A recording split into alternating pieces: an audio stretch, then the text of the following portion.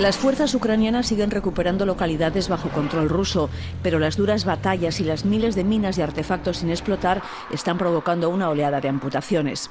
Lo saben bien en este centro de fabricación de prótesis, donde llevan semanas recibiendo a docenas de pacientes. Desde que empezó la liberación de Kharkov y Donetsk han aumentado los heridos. Muchos vienen con los pies arrancados, dice la doctora Irina, quien nos muestra algunas de las prótesis que fabrican, con componentes muy avanzados.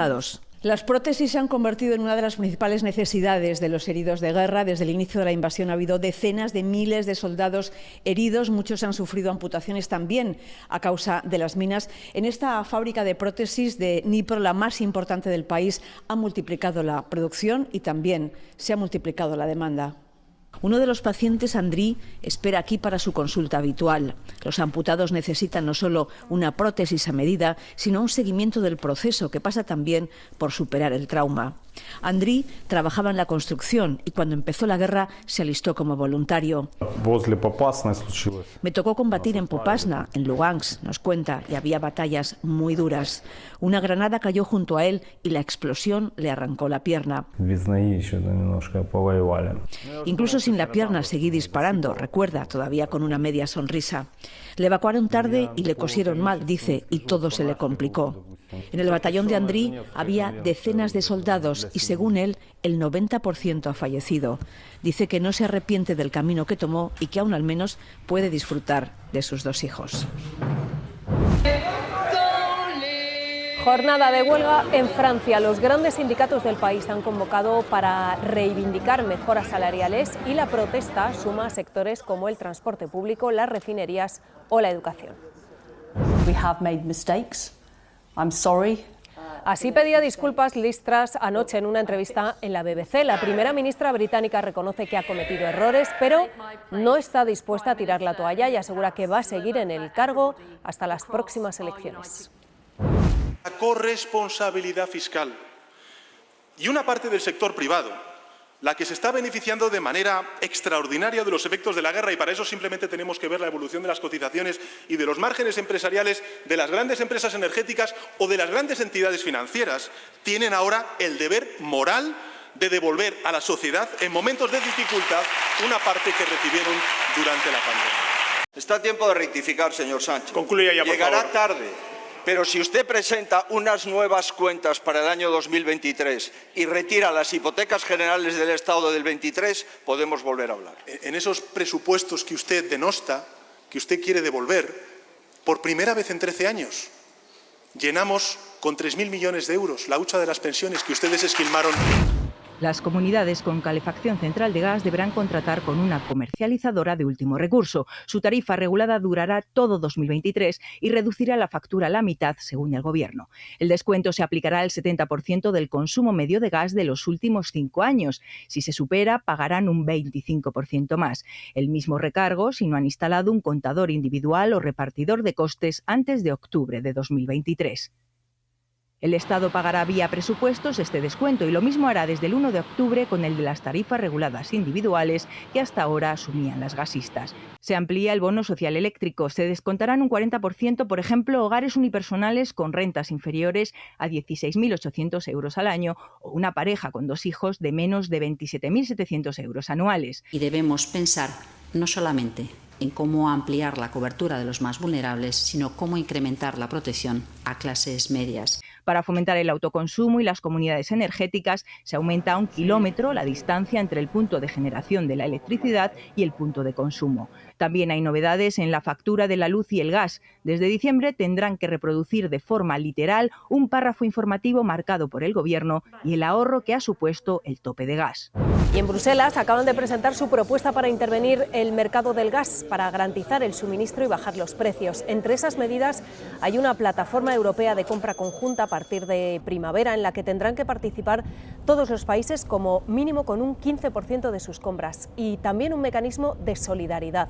Habrá un nuevo índice de referencia para los contratos de gas natural licuado y un tope puntual al precio de todo el gas que se importa.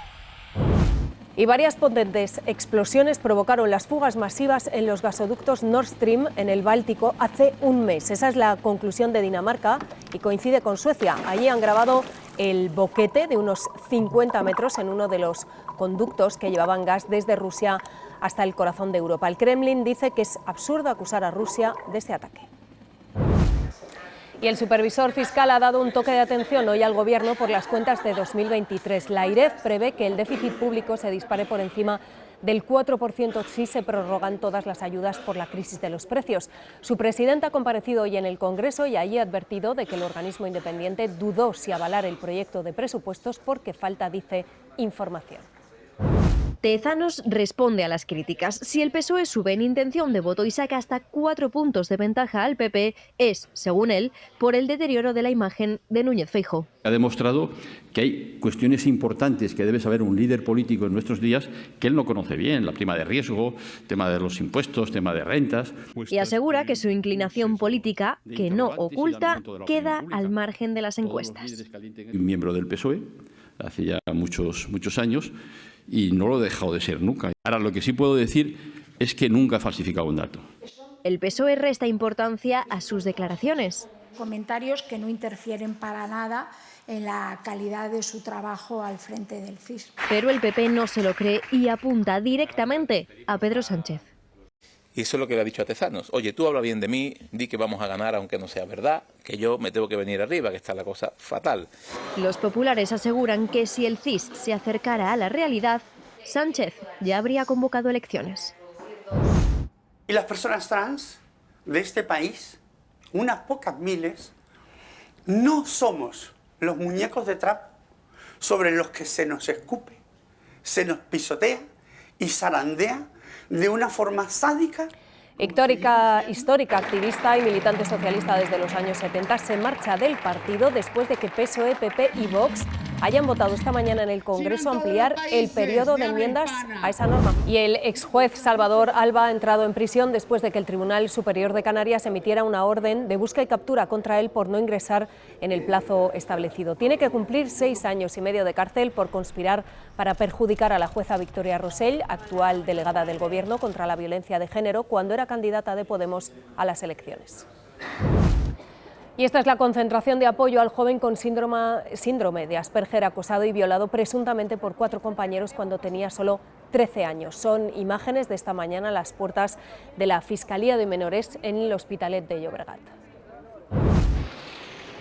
En 1990, Bilbao era una ciudad industrial contaminada y gris, con un 25% de paro. Y eso nos obliga a hacer todo un plan físico, un plan general nuevo, que cambie todo el chasis físico de esa ciudad fea, sucia, destartalada, en una ciudad más bonita y más amable, que nos permita apostar por ese nuevo empleo. El plan que transformó la villa quería un museo como guinda del pastel. La apuesta, difícil y con mucha oposición social, fue el Guggenheim, que buscaba casa en Europa. Y en esa situación de que todos les decían que no, en ese plan de expansión y de aterrizar en Europa, o se casaban con nosotros que éramos la fea, muy fea, o se volvían solteros en Nueva York. Regeneración medioambiental, recuperación de la ría, un tejido económico distinto, turismo, arte y cultura. Bilbao, ¿quién te ha visto y quién te ve?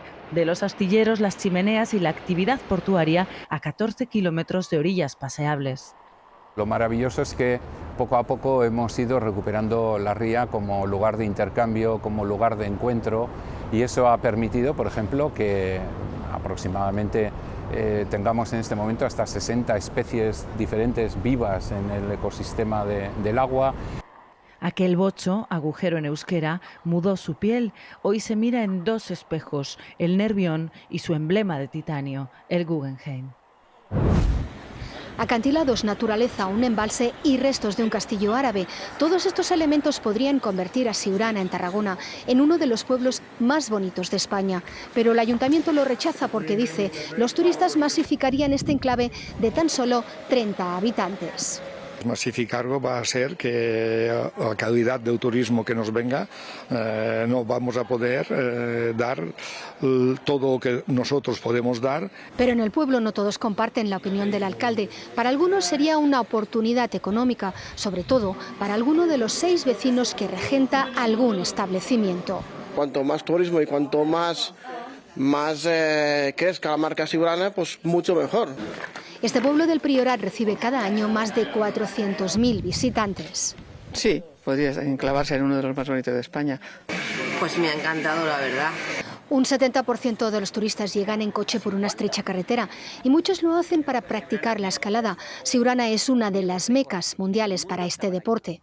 Tiene que haber servicios. Hay que darles algo más a la gente. Lo que no puede ser es que la gente venga, se esté 10 minutos, que solo vendas paisaje y después se van. Por ejemplo, dicen, haría falta una oficina de turismo que no tienen.